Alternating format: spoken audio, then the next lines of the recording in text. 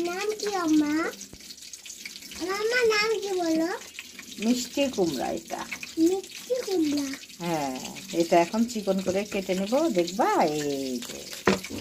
এই যে কেমন আবার কথা হবে এটা আবার এখন ছিলে নিব হ্যাঁ তারপরে আরেকটু চিকন করে কেটে তেলে ভাজবো তারপরে ভর্তা করব কি মজা হবে ছিলে নি এখন হ্যাঁ আচ্ছা এই দেখো ছিলে পাতলা করে কেটে নিয়েছি দেখেছো এখন এটা তেলে ভাজবো এই যে একটা করে দিয়ে দিব টমেটোর সঙ্গে বেগুনের সঙ্গে ভেজে নিব এই দেখো আস্তে আস্তে বেগুন হয়ে যাবে তখন জায়গা হয়ে যাবে তখন মিষ্টি কুমড়াও তেলের মধ্যে চলে যাবে এভাবে সবগুলো আমি ভেজে নিব ভিউয়ার্স খুব দারুণ একটা ভর্তা করব আজকে আপনাদের জন্য টমেটোটা হয়ে গেছে তুলে নিব আশা করব এইরকম ভাবে আপনারাও ভর্তা করবেন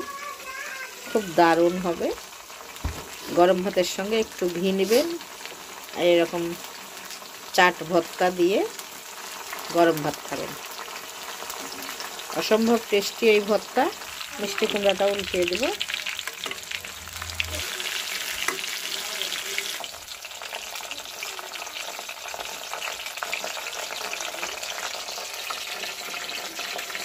কুমড়াটা সিদ্ধ হ্যাঁ এটাও সিদ্ধ এটা এখন তুলে নেব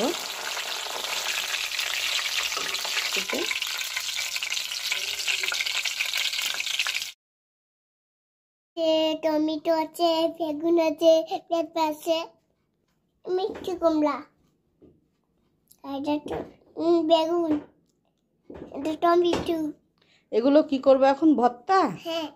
তাহলে এখন শুকনা মরিচ ভেজে নিই আর পেঁয়াজ কাটি ঠিক আছে ওকে করবো এই যে খোসা ছিলতে হবে ছিলবা না এই বেগুনের উপরের এই যে পাতলা খোসা ছিলতে হবে ছিল তো হ্যাঁ ও বাবা কি সুন্দর পারে ও মামা কই পারো এই যে এরকম করে এটা ফেলে দিতে হবে এটা খোসাটা ফেলে না দিলে খসখস করবে খোসা তো মচমচে হয়ে গেছে গো খেতে দারুণ লাগবে দেখো তারপরে এই যে টমেটোর খোসা ফেলে দিতে হবে এখন তাহলে আমরা খোসা ফেলে নিই আচ্ছা ওকে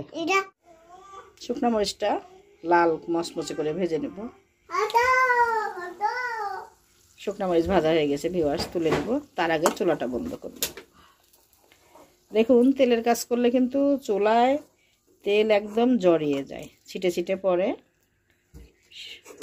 চুলা ঠান্ডা হয়ে গেলে চুলা মুছবেন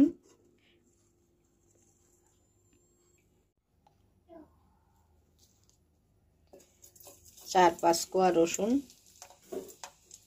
আর 2 টেবিল চামচ পেঁয়াজ ভেজে নিচ্ছি ভিউয়ার্স পাতলা খোসাটা আমরা ছিলে নিয়েছি এই যে টমেটোর এবং বেগুনের একসঙ্গে চটকিয়ে নেব আলাদা আলাদা চটকাবো নরম হয়ে গেছে তারপর একটু চটকিয়ে নিতে হবে এবারে টমেটো চটকিয়ে নিচ্ছি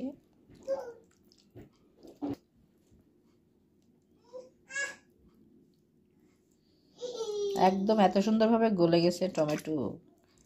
ডুবো তেলের মধ্যে ভিউয়ার্স এটা কিন্তু খেতে অসম্ভব স্বাদ লাগবে প্লিজ ট্রাই করবেন যারা কখনো এভাবে ভর্তা করে খাননি এবারে বেগুনটা চটকিয়ে নেব।